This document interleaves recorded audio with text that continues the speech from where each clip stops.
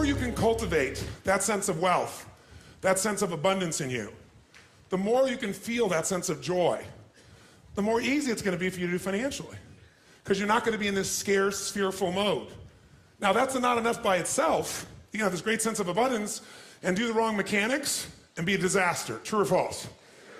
But if I had to have an area to get you started with, you want to have the emotion and psychological strength, because that's going to carry you through when the mechanics are boring or frustrating, or when things aren't working out. Your emotion, your psychology is what will carry you. It'll get you to keep doing it. Everyone knows, if you've done any studies, Dr. Seligman is very famous for doing studies on optimism. And in those studies, you know what he found out? People that are pessimists are much more realistic. They're much more accurate.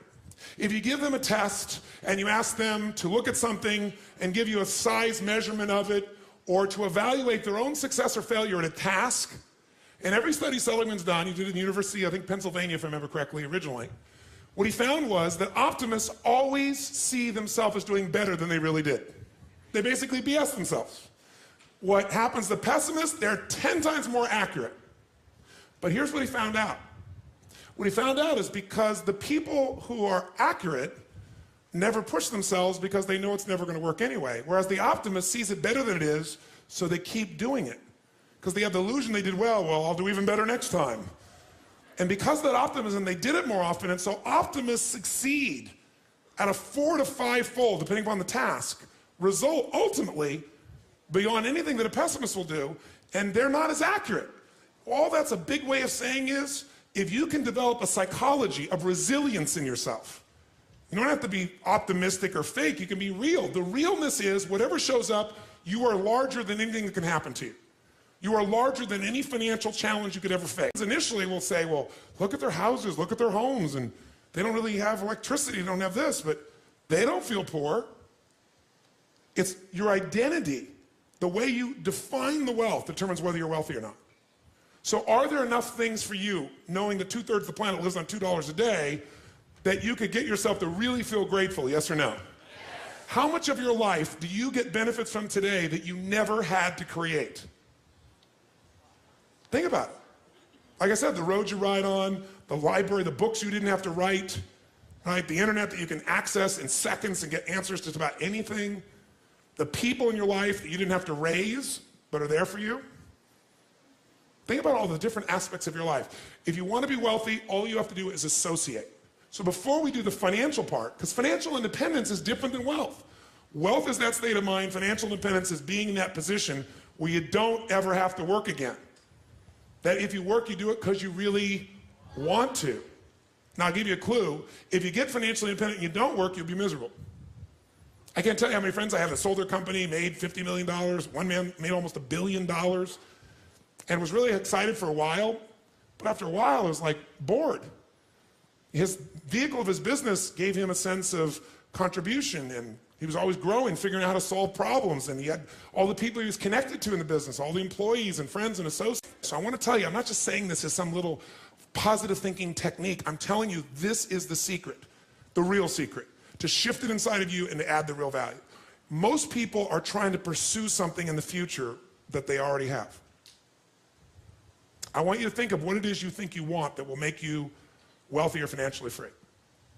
By defining the game in a winnable way, a certain amount of money that we meet, and that covers what we're going to call financial security, which might be your housing, your cars, your food, and basic entertainment. How many would feel rich if you didn't have to work, if your investments alone, the income from your investments, the income, covered those 4 items, your housing for the rest of your life, your food, right, your travel, and some entertainment? How many think that would feel pretty good? Say aye.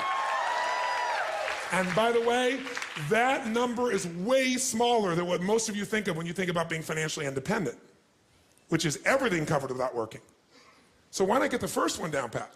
And you're going to know exactly what that number is for you and what it's going to take for that number where you don't have to work to meet it. Then we can look at financial independence, where you don't have to work and everything is covered. Then we go to financial freedom. You don't have to work and everything you can think of is covered. Anything you ever want to do for yourself or others, those you want to give. That's a different level, isn't it? And most people think of financial freedom, they come up with this gigantic number that if you even figured out everything you want, it's nowhere near as big as you think. And because it's so big, you never even start the journey. and you don't think it's going to happen. So you talk about it, you hope you'll get some big hit sometime with your business or something, but you never get going. How many follow this? Say I. If you are significant in other people's eyes, what will that do for you? Well, it was in my eyes, somebody that I would look, somebody that, but when you get, example. But when you get there, you won't look to yourself anymore. When you get there, you'll just be at a different level, and then you'll be trying to figure some other level of what you need to get to so you would respect yourself. That's a good point. He always makes good points. You notice that? So what you're doing is, here's the game you're playing, and I want all of you to hear this. No amount of money will ever make you wealthy. Because as soon as you get there, you will raise the game. Now here's what's great about that. To continue growing in all areas of life. If you could grow emotionally, should you? Yes or no? Yes. If you could give more, should you? Yes or no? Yes. If you grow intellectually, should you? Yes. If you give more love, should you? Yes. If you could grow more financially, should you? Yes, because growth is life. But having to grow in order to feel significant enough means you will always be poor. It's a game that never ends. Let's talk about money now, not wealth. What does it take mechanically to get this thing called financial independence? And what is financial independence as opposed to wealth? Wealth is a product of the mind. Again, no amount of money you ever achieve will make you wealthy. Financial independence means you never have to work again in order to live your life. That when you do work, you're doing it because you really want to, not because you have to. And how many are committed to not only being wealthy, but also financially independent? Say, I. How do we get there? Let me give you the lesson how to get there. It is so simple that when I tell you, you're going to go, thank you for the breakthrough thought. But even though you may know this intellectually, whether you're sophisticated or not, you probably know this. The formula for financial independence is so simple. And you can't achieve financial abundance unless you really learn to apply this, not just in a concept in your head, but consistently in your life. And that formula is simple. Spend less than you what? You go, thank you for the breakthrough thought, Tony. But is this what most people do, yes or no? No. What do most people spend? More than they earn. There's no way around this. No matter how much money you have, if you spend more than you earn, you got a challenge. So there's no way to be financially free, financially independent without spending less than you earn. And what do you got to do with what you don't spend? You got to invest the difference. Because what I want to show you right now is how do you build what everybody should own. Every one of you should leave here with your own personal money machine. You want to create a money machine. A machine that while you're sleeping is making you money, right? So you're no longer trading the most valuable resource you have in life, your time, for money. You want to trade money for money. You want money to go to work. You want to put that money to work for you so while you're sleeping it's making a difference. You want to create a machine. And that machine you want to create is something that you want to be able to feed you at some stage where you don't have to work. That's what the money machine is. The second secret to this is you got to reinvest. How many of you have ever made a big hit in your investments and went, oh my God, that's so cool, and took the money and spent it on something? Raise your hand, say I. Come on, say I. I know you all, anybody's invested has done this. If you got a big hit, you go, oh, this is it. Nothing wrong with that, but you got to make sure a significant amount of that, you reinvest your returns so you get compounded what? Compounded growth is the most basic principle in the world. We all know it intellectually. But are you emotionally associated enough that you're really utilizing it to its maximum capability? If you don't, you're not going to get financially free. You will never get financially independent by your earnings alone. Every one of you in this room is going to lose money. Every one of you. There's no way. The person I work with, one of the top financial traders in the history of the world, top 10 in the history of the world, is not even right half the time. How could you make billions of dollars if you're not even right half the time? Not even 51% of the time. I'm going to show you in a few moments. It's known as asset allocation. It's the way you invest. It's what you do. That's what's going to shift this. So first step, spend less than you earn, invest the difference. Second step, reinvest it so you get compounded growth until you reach the home run, your money machine, until you reach a critical mass of capital, of investment capital. When you get to that critical mass, and what determines the critical mass is how much you need for the lifestyle that you want. Once you get to that critical mass, what it provides for you is what you're investing for. Who knows, no matter what investment you're doing, what are you really investing for? Whether you're investing in cars, stocks, bonds, real estate, financial instruments, what are you investing for? You're not investing for returns. That illusion will keep you from getting to the end game. If you're wealthy, here's what makes you wealthy. Income, not assets.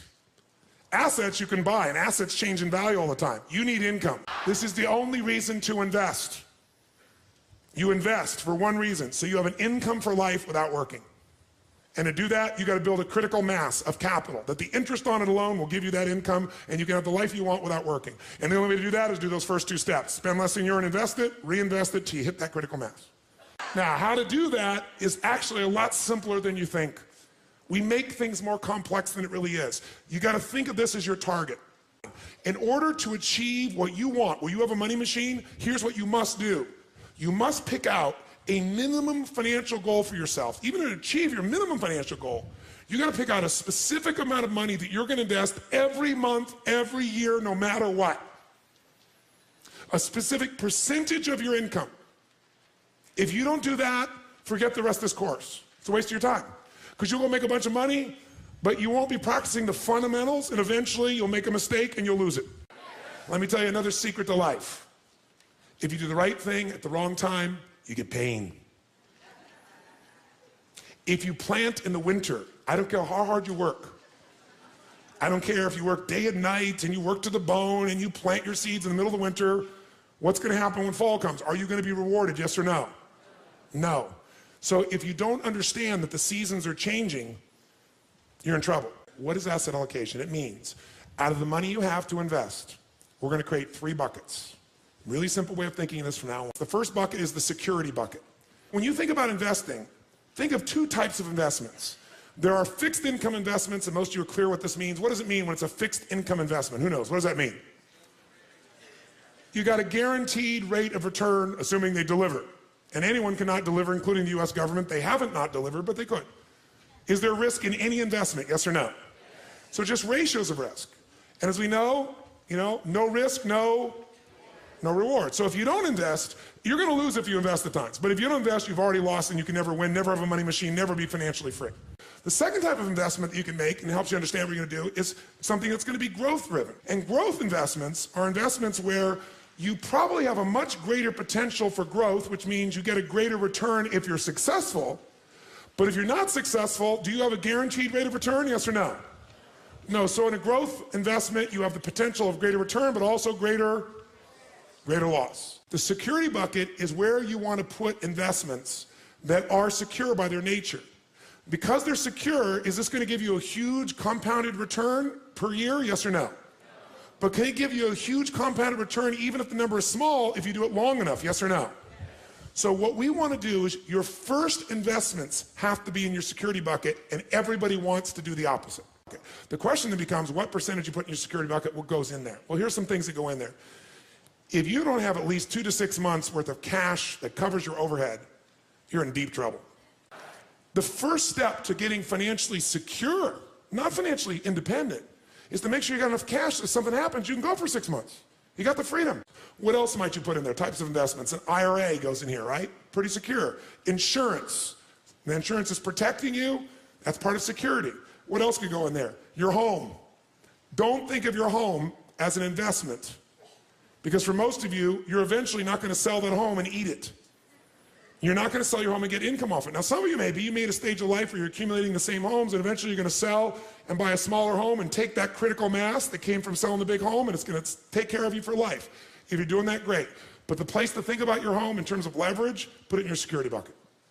How many agree with me on this, by the way? Say aye. Because, by the way, if you don't have a home, you're going to be really stressed out, right? So I got to think of my growth outside my home, really. Think of your compound interest outside your home. Your home may be a bonus for you. And fixed income investments all fit in this category. Now, what's the second bucket? Second bucket is growth. 2 ways you're going to learn about growth. The buy and hold strategy, which is the strategy of an owner. And by the way, that buying and holding, that is less risky to some extent than momentum because of the timing. But it can be just as risky. What is momentum trading? That's when you're no longer an owner, you're a trader. A financial trader, everybody's a financial trader. Most of you trading time for your money. Here you're trading money for money. Here what you're looking at is you're seeing movement in prices. And what a momentum player is doing is they're playing for the short term usually. Third bucket is the dream bucket. The dream bucket is you want to travel around the world. The dream bucket is You, depending upon the size of how you think or what you're doing or your economics, you want to own a condominium in Aspen. It might be the boat, it might be a trip, it might be owning a basketball team, owning an island. Depends on the size of what it is you want to do. And by the way, bigger isn't better. The more you have to feel financially free, the more stress you're going to have. How many follow this? It's the opposite of what you think. The more you have, the more you got to manage, the more time, the more energy, the more risk, the more capital. That doesn't mean you shouldn't do it. Some of you are very, very driven to create and risk. That's a personality type. We know that it's crazy. I happen to be one of those types to some extent. But even a crazy person's got to make sure their security's there, or their craziness at one point will bite them. How many follow? If you can get financially free for less, do it. Be wealthy now and get financially free quicker. And then lock in, you won. And then keep that stuff in your security bucket. And if you want to play a bigger game now, you've already won, and everything you're playing now, that's where the house is money. You can go for something bigger, and if it doesn't work out, you're still handled. Your security, what you're here for, is totally free. How many follow what I'm talking about here? Say I.